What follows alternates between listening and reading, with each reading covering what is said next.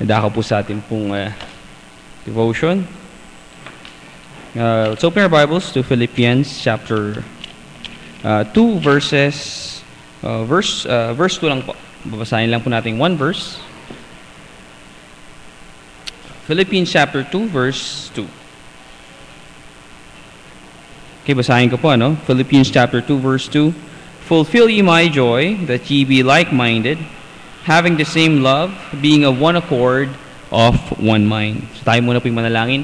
Panginoong Diyos, kami nagpapasalamat na muli sa gabing ito sa iyong kabutihan, na kami po, Panginoon, na iyong nila upang mag-aral po ng iyong salita at makapanalangin po, Panginoon. Kami na po nagpapasalamat sa iyong pag-iingat, iyong paggabay sa nakaraang araw at linggo. Gini, Panginoon, kayo pong patuloy pong manguna po sa amin ngayong oras na aming pag-aaral. Ito aming samudalangin sa Panginoon po ni Cristo Jesus. Amen. Okay, so tayo po nasa ano pa rin po, no?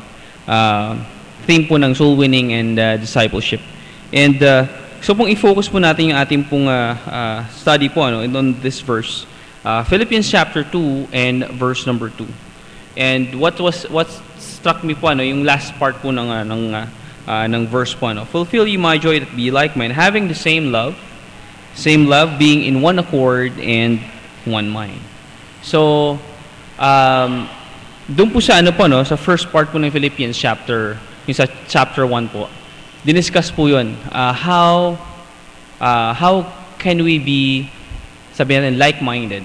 Sabi nga ito, one accord and one mind.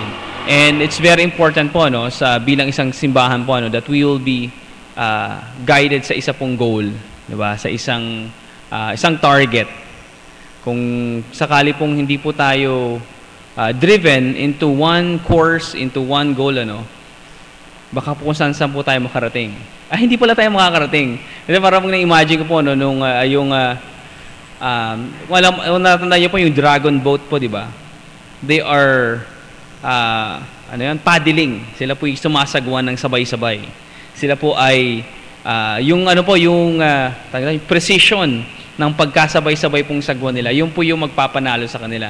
So isipin niyo po, no, kung may isa pong tao na out of sync doon po sa kanila pong pagsagwan, ang nangyayari po, no, imbis po na bumilis yung boat po nila, no, mas lalo pong babagal. And yun po yung yung purpose, di po, meron pong nagtatambol. So para they are in sync. Sila po ay sabay-sabay. Sila po ay they have one goal sa pagpunta sa finish line, pero kailangan doon sa pupuntahan nila, sabay-sabay din sila doon sa pagpunta nila. And yun po yung gusto pong i-point out po dito ni Apostle Pablo, that we must have in our church po in one mind, one accord, and one mind. At tingnan po natin, doon po sa first part po ng sa chapter 1 po ng Philippians. And from this place po ng Philippi, marami po na-experience po dito si Apostle Pablo. And hindi lang po magagandang bagay, pero masasamang bagay din po. And he is writing ngayon to the Christians sa Philippi, and makita po natin, in attaining po yung one mind or one accord and one mind, tingnan po natin yung course po ng kanya pong pag-uusap po, or pag-address po sa mga tao na nandito po sa Philippi. In verse number 5, or simula mo na sa verse, Paul and Timotheus, the servant of Jesus Christ, to all the saints in Jesus Christ, which are in Philippi. So ina-address niya po yung mga Christians sa Philippi, with the bishops and deacons, grace be to you and peace from God our Father, from the Lord Jesus Christ.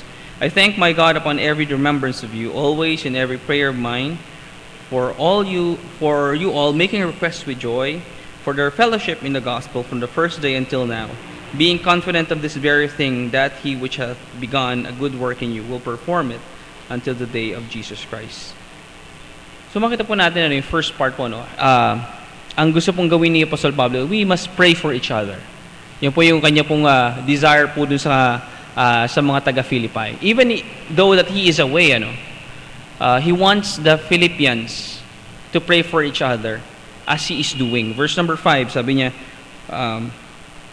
4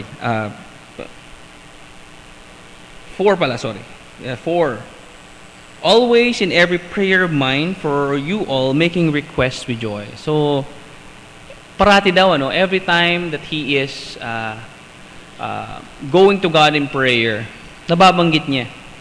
So, it made me think, sino ba yung mga church members na napapag-pray ko in siguro name, para, siyempre, sa ng Panginoon, sa guidance ng Panginoon. Siyempre, pastor, yung mga deacons, yung mga leaders natin. But how about yung iba pa pong mga members po natin ng church, Sometimes, na-overlook din. Pero they are a crucial part of the church as well, na sila rin po ay merong function sa ating simbahan. So, it's a good thing to be reminded na not only the leaders, but also kahit yung mga volunteers sa Sunday school, yung mga custodian po natin, we should pray for them. So, in the direction of having one accord and one mind, gusto po namang ni Apostle Pablo gawing example that we must pray for each other. Pray for each other. And not only praying for each other, but also pray for fellowship. So verse number 5 po, being confident for their fellowship in the gospel from the first day until now. So there is fellowship also. Hindi lang po natin pinapag-pray, but also there should be fellowship as well. So kaya nga po may men's fellowship, may ladies fellowship, so that we can know each other. Meron po tayong time to know each other, to bond, and para po rin po natin, makilala po natin yung isa't isa. So that in knowing each other, sabihin natin, mas malalaman po natin, or mas share po natin, yung ating pong direction. Not only as an individual, but also, yung ang purpose po ng ating pong simbahan. So, verse number 6, so una po, we are to pray for each other, but pray for fellowship, then to pray for continuous working of Jesus to sustain the fellowship. Minsan po kasi mayroong ibang, ayoko makipag-fellowship dyan. Diba? Ayoko makipag-fellowship sa taong yan. Pero sabi ni Apostle Paul, we must pray, being confident of this very thing, that He which hath begun a good work in you will perform it until the day of Jesus Christ. So we will continue to pray for the continuous working of Jesus to sustain the fellowship. Kasi po sabi niya dito, until sa pagdating ng Panginoon, magkakasama Diba? So there should be fellowship sa mga kasama po sa church. And kung wala pong fellowship, kung wala pong interaction yung mga members, wala pong parang walang friendship, walang strong bond sa bawat members. And ang gusto po ni Apostle Pablo ito, praying, kahit malayo siya, he kept in mind yung mga tao po na kanya pong papanalangin. And gusto niya yung mga tao maging malapit din sa isa't isa. Maging malapit din. And makita rin po natin yung pattern din po from Acts. Nagsisimula pa lang po yung simbahan in Acts chapter 2 verse 42. In Acts chapter 2 verse 42. Familiar po sa atin to, Sabi po diyan, Acts 2:42. And they continued steadfastly in the apostles' doctrine and fellowship, and in breaking of bread, and in prayers. So magkakasama pala po yun. In fellowship, parang nung nag-start sila, when they are fellowshipping with each other, they are continuing steadfastly in the apostles' doctrine. So meron din pag-aaral. Merong pag-meditate sa salita po ng Panginoon. Sa mga tinuro ni Jesus Christ, yung kanya pong pinasa sa kanila pong apostles, merong breaking of bread, and also, there is prayer. Okay, so parang ito meron tayong prayer meeting. So there is fellowship. Mamaya meron na naman nakita ko nilabas na yung coffee maker Ibig sabihin, meron ulit fellowship. Yeah. So there is fellowship. So sabi nga, yun yung nakagawian. Yun yung pattern na ginagawa po when the church was starting. Yung mga tao, sanay sila. Yun ang gagawin. When they are studying the Word of God, they are fellowshipping with each other.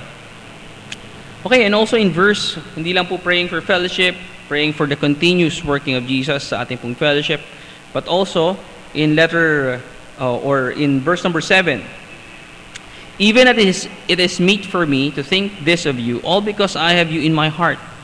Ganun po yung kanyang pagdadasal.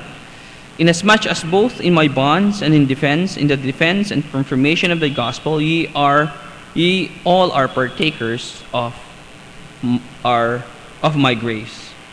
Sabi nga niya dito, love for each other encourages us to continue through thick or thin. Marami pong may pinagdaanan po sa Apostle Pablo po dito sa lugar ng Philippi. He was persecuted po sa lugar po na ito. And sabi niya dito, ano, na kahit ganun, still have you in my heart, sabi niya. And ang ano niya dito,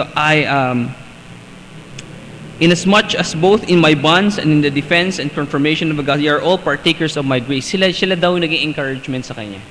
Ito po natin, ano, that these people that Paul was having fellowship with, yung mga tao na kanya pong pinapanalangin, sila rin po yung nagbibigay po sa kanya ng encouragement sa kanya pong pagpapatuloy po sa Panginoon. So, fellowship really brings a lot po, ano, sa isa pong simbahan, sa isa pong community, ano, and also in a family. Ganun din po, basically sa isang family po, no, na wala pong fellowship yung mga magkakapatid, wala pong fellowship yung parents sa mga anak. You will notice kagad na may parang may distance yung bawat family member. And normally sa nagaganap yung fellowship, normally kami sa kainan. Doon ng kwentuhan kapag habang kumakain. Pero syempre bawal pagkwentuhan yung mga ibang tao, no. Sabi niya wag yung gawing tanghalian yung mamaya pagkwento niyo isang tao. But yung sa hapagkainan, doon pinagkwentuhan what happened during the day, ano ba yung mga na-experience natin, ano ba yung mga encouraging words tayo or encouragement sa bawat isa sa family members. Normally it happens kapag tayo doon sama-sama sa hapagkainan. Okay, so sabi nga ni Apostle Pablo ito, he is encouraged by these people na kahit siya ay pinagdaan ng masama doon sa lugar ng Philippi, but he is still longing for these people. They are in his heart. They love for each other encourages us to continue through thick or thin. In 1 John chapter 4 verse 21 sabi po yan, and this commandment have we from him, that he who loveth God love his brother also. So yun po, it's evident.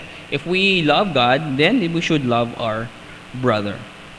Verse number 9 po, and this I pray that your love may abound yet more and more in knowledge and in all judgment. Sabi niya, pray that our love will abound more and more. So sa ating pong kalagitnaan as a church, that we should pray to have more love sa ating pong kapwa Kristiyano po, lalong-lalo na po sa ating pong simbahan. Diba? And fellowship brings closer to each other. And that fellowship, makikilala po natin yung isang tao, nalalaman po natin yung kanilang mga kabigatan, kanila pong kasiyahan, and it gives us encouragement. And one way na rin po is yung ating pong testimony time. The blessings of others may give us encouragement also. So pray that our love will abound more and more.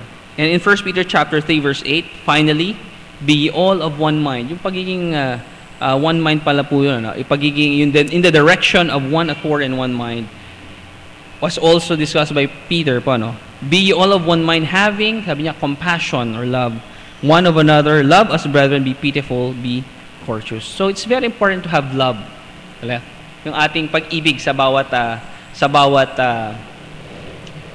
member ng church. And yun nga, if we are going to have one accord and one mind, syempre sa ating pong drive po in sharing the gospel and also in discipleship, kailangan po yung ating pong direction po, hindi lang po yung isa yung gusto na puntahan, pero andun din yung sabi nga, sabay-sabay yung po natin, pagsagwan, so that we can reach yung goal natin faster. Okay, so ano po dito? Yeah, as Paul was expressing we must make it a habit to pray for each other. And we are now sa ating pong prayer meeting, it's a very good opportunity to practice po na tayo po ay panalangin po natin ating pong mga kapatiran ilapit po natin sila sa Panginoon. And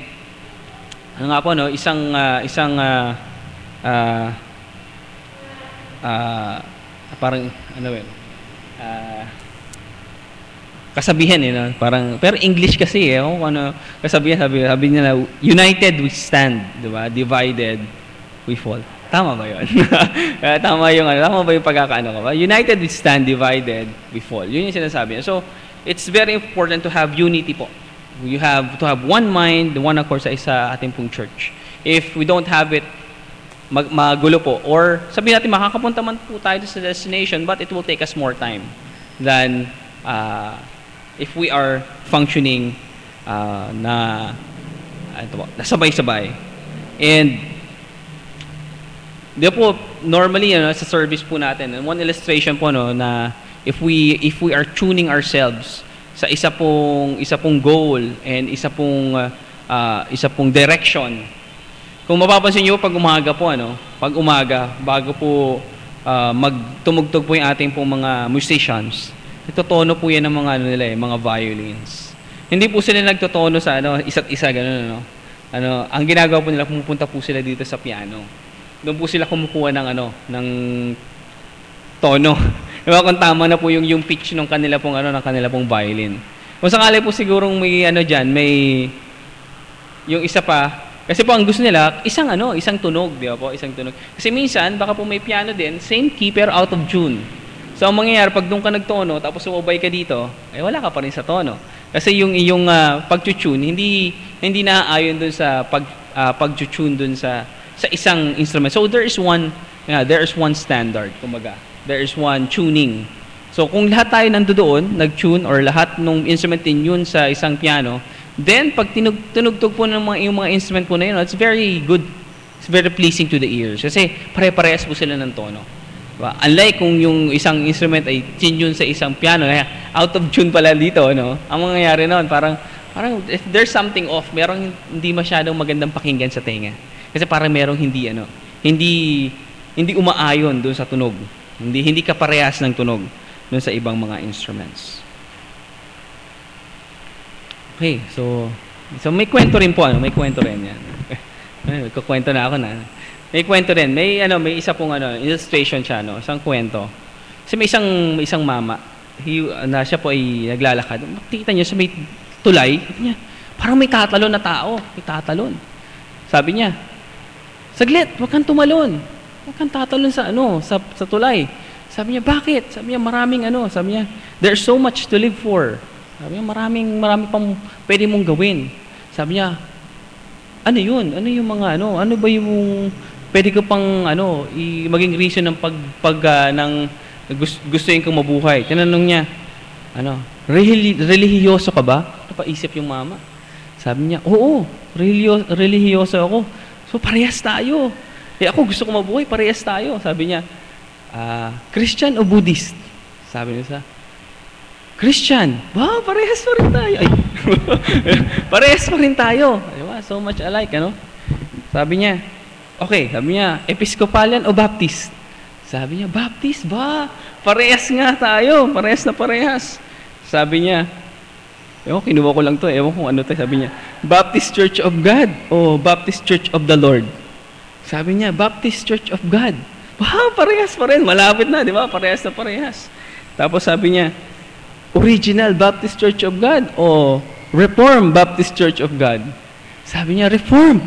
Parehas na parehas talaga. Huwag ka nang tumalon dyan. Parehas tayo ng meron pang reason bakit ka mabuhay. Tapos bilang tinanong ulit siya. Very specific nito. Reformed Baptist Church of God ng 1897 o 1915? Tapos sabi sinagot ng isa, 1915. Sabi niya, wrong answer. Sabi niya, die, heretic. Tinulak niya. Magkaiba pala tayo. Sige, wag ka na mabuhay. Ganun, Nakakatawa pala yun. Hindi, joke. Parang sa na yun, parang in a very, konti nung difference, pero sabi, hindi, mali ka na. Parang nasan yung love dun sa parang ang purpose niya lang, kung parehas tayo, then, okay na yun. Pero kung may konting hindi kita tatanggapin, sige, mas mabuti pang mamatay ka. So it's, yung kwento po na yung sinasabi na parang, itong taong ito, he was willing to encourage yung tao na yun na wag niyang gawin yung gusto niyang gawin na masama. Pero nung nalaman niya na hindi pala sila magkaparehas, ay, wag na. Hayaan mo na. Kaya mas maganda pang mamatay kaysa mabuhay ka. So, but, siguro po, it really exists, may mga ganun po talaga mga tao. Pero, ayun po natin, ang point out niya po doon, for something na napakaliit po, sabihin natin, napaka yung detail niya na yun, napakaliit. Gusto niyang, gusto niya ng, sige, hahayaan na kita. Asan na yung pag-ibig mo dun sa taong na yun? Okay, so tingnan po natin, in verse number, so una po, pray for each other. We have seen you praying for each other in the path of having one accord and one mind. Sa pangalawa po, in verse number 11 in chapter 1 pa rin po, being filled with the fruits of righteousness which are by Jesus Christ unto the glory and praise of God. The next direction po is, alam mo natin, the fruit of the Spirit. The Spirit of the fruits of righteousness.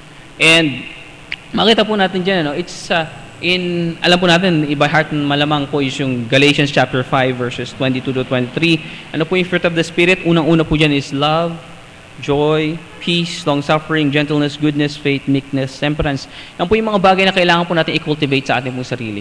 At kung makikita po natin, if you will study yung passage po na yun, it's very essential, first of all, to have love po, yung pa rin, yung pag-ibig. So if we are to have yung same mind and same accord sa ating pong church, we must develop po ito pong dapat nga po natural na po sa atin ito pong pag-ibig natin sa bawat isa. And God wants us to be filled with the fruits of righteousness. Same with the fruit of the Spirit which are by Jesus Christ na makukuha po natin sa ating pong Panginoong Jesus. So how are we going to get the fruits of the Spirit? Alam po natin na pinag-aaralan nga po natin ngayon sa Sunday School nga rin, what is the role of the Holy Spirit sa atin bilang isang Kristiyano, and also sino ba talaga ang Holy Spirit? Ano ba talaga yung kanyang ginagawa para sa atin as a person? Ano ba yung ginagawa niya? Ano ba yung kanyang mga functions? So ano ba yung kanyang mga ginawa? So it's very related din po sa atin, because knowing the Holy Spirit, His task, kung ano po yung kanyang characteristic sa person, malalaman po natin, matutulungan po niya tayo to further enhance po yung ating pong Christian life. And sabi po dito, being filled, kailangan daw po tayo ma-fill with the fruits of righteousness. So we are going to strive to have that fruit of the Spirit. Develop po natin yung ating pong buhay to have that fruits na makita po sa ating pong buhay. So praying for each other, being filled with the fruits of righteousness, and pangatlo po, live for Christ. Tayo po mamuhay para po sa Panginoon. In verse number 21, for me to live as Christ and to die is gain. So balikan po natin verse number 14, verse 13, sabi, so that my bonds in Christ are manifest in all the palace and in all other places. Si Apostol Pablo na po ito, nagkukwento na po siya. Na yung kanya pong, ang kanya pong paghihirap sa Panginoon, was manifest sa bawat lugar, in the palace at sa iba pong lugar. And many of the brethren in the Lord, waxing confident by my bonds, are much more bold to speak the word without fear. So ano po dito ang sinasabi? Our testimony strengthens fellow believers. So, kailangan po nating we must be proud po sa ating pong sa ating pong pag may ginawa po tayong tama. If we have done something right, it's for the Lord, tulad pong ginawa ni Apostle Pablo, kaya po'y kumalat, hindi naman po niya pinagmamalaki talaga, but what he did, was spread abroad. And sabi nga yung mga tao gained encouragement from that experience ni Apostle Pablo. And one way rin po na tayo po ay nakakabigay po ng encouragement to our testimony is when we are giving yung every Sunday night po, di ba, yung ating pong testimony time. Yung mga experiences po natin, yung ating mga trials, yung ating pong mga blessings na natanggap po sa Panginoon. And unknowingly, hindi po natin talagang malalaman kaagad that we already encourage a person na kailangan po ng ganun pong encouragement na nanggaling po based from our experience na sila po pinagdadaanan din po yung ganun pong problema, and they were encouraged by your testimony dahil pinagtatiwalaan mo ang Panginoon regarding that problem. So sabi niya, our testimony strengthens our fellow believers. When we live for Christ, yung testimony po natin is a very strong tool para po makapag-encourage po tayo ng ating pong fellow believers.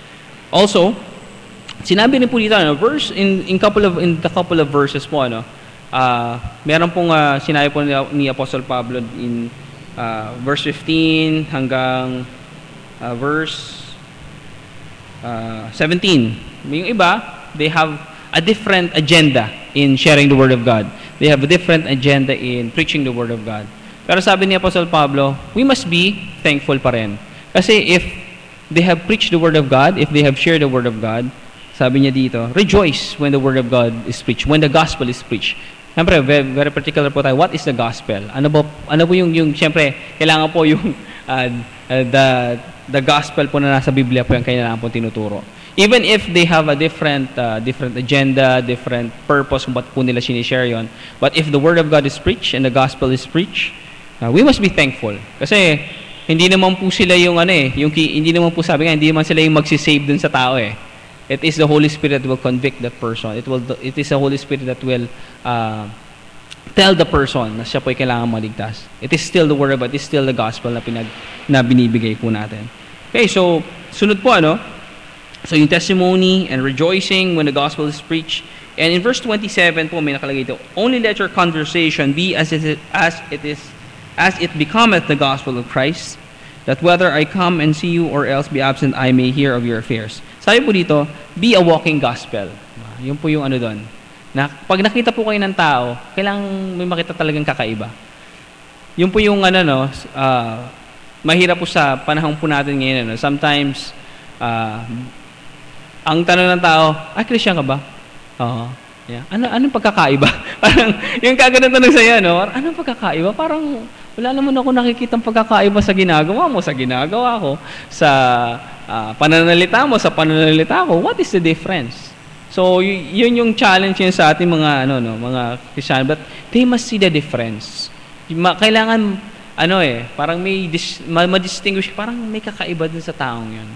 The same with Apostle Paul na, let your conversation be as it become the gospel of Christ. Ating buhay, it's, actions speak louder than words, sabi nga ng iba.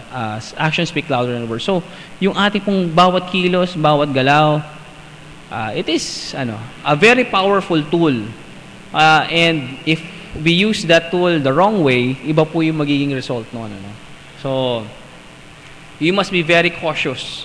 And hindi mo cautious but we must be very conscious na tayo po ang ginagawa po natin. If we are a Christian, we should be living like a Christian. We should be speaking as a Christian, diba? Acting like a Christian. So yung may kanta nga po tayo, the words I used to say, I say them no more. The words I used to say, I say them no more. So yun yung kanta, parang there is something different. May nagbago. Merong kakaiba. That is not, sabi nga, mainstream. Sabi nga, parang, kakaiba to eh. Parang pag nakita ko pa lang, iba yung iba to magsalita, iba to kumilos, iba to, sabi na, hindi naman weird ka kumain. Hindi naman sa ganang extent, But there is something about how you live your life that will catch the attention ng public na there is something different with this person. At yun nga yung gusto ni Apostle Pablo, that we should be a walking gospel, or we should be living our conversation, our life, as it becometh the gospel of Christ. Pag nakita nila, parang meron tong Kristo sa puso, meron tong Diyos na kanyang pinagtitiwalaan. Okay, so be a walking gospel, and also be together in sharing the gospel. So at that, in last part po ng verse number 27, that ye stand fast in one spirit, with one mind, striving together for the faith of the gospel. So, kailangan po sama-sama rin po. Be together in sharing the gospel. Not only that our lives should be walking gospel, but also that we should be together sa ating pong pagbabahagi po ng salita ng Panginoon. So, si Brother Ronald, mag-isa lang eh. Sa kanyang mag-isa ka lang ba doon sa Bible study mo? Oo, yan. Kailangan mo yata ng kasama. Joke lang. Okay, so we must be together. Yung encouragement ni Apostle Pablo Sandal, we must be together in striving together for the faith of the gospel. Kailangan po sama-sama po tayo in sharing the Word of God. And not only when we share the Word of God, hindi lang po dahil tayo po yung namumuhay as a walking gospel, we are sharing the Word of God. But, syempre, if we are doing that, in verse number 29, For unto you it is given in the behalf of Christ not only to believe on Him, but also to suffer for His sake. So may persecution. Meron pong kokontra. Meron pong sabihin nating hindi magiging masaya sa ating pong ginagawa. Meron pong mga tao na they will find it offensive kung ano po yung ginagawa natin. May mga tao po na hindi po sila magiging supportive sa ginagawa po natin. May mga tao po na hindi nila ituturing na maganda yung ginagawa po natin. So sabi niya, it is expected. We could expect persecution. So una po, praying for each other and in our walk po in having one accord and one mind. Una po, praying for each other, being filled with the fruits of righteousness and living for Christ. And in chapter 2 and verse number 2 po, sinabi po dito, fulfill ye my joy, that ye be like-minded, having the same love, being of one accord, of one mind. So, kailangan po meron daw po tayong same love and same goal. What do we love? Ano po ba ang ating pong minamahal? Ano po ba ang priority po sa ating pong buhay ngayon? What do we love to do? What do we love to explore po sa ating buhay? Sabi po dito, kailangan po meron po tayong same love. And we know that, sabi nga, because Christ, we love Christ because He first loved us. So, ang ating primary pong pagmamahal should be pointed toward our Savior, ang ating pong Panginoon. And when we love Jesus Christ, He would do what He wants us to do. And also, we have the same goal. Sabi niya, having one accord and of one mind. And the same pattern po exists in the early church po, in Acts. Makita po natin yung kanila pong gawi bilang isang simbahan. Acts chapter 2 verse 44, almost kakabit lang po ng isa, sabi doon dito, and all that believed were together and had all things common. So napakaganda po, nababasa nila, they have all things common, parang lahat ng nag-agree sila, siguro wala pang awayan time bago pa lang na they were together. So, pati sila magkakasama. And, sabi nga, they had all things common. And, yung desire po ni Apostle Pablo for the Philippian believers, at sana po sa atin rin po that we can have one mind and one accord.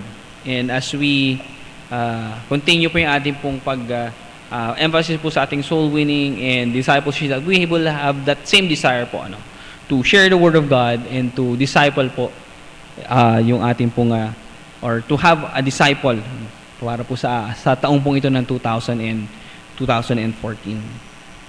Okay, so tayo po manalangin. Panginoon Diyos, kami nagpapasalamat na muli sa iyong kabutihan at sa iyong salita. Kayo po nagpapasalamat, Panginoon, sa iyong pong encouragement from the book of Philippians, and we pray, dear Lord, that you would encourage us and sustain us for the remaining days of the week, and prepare our hearts and minds to worship you and to praise you on Sunday po, Panginoon. Ito ang sa madalangin sa pangalan po ni Kristo Jesus. Amen.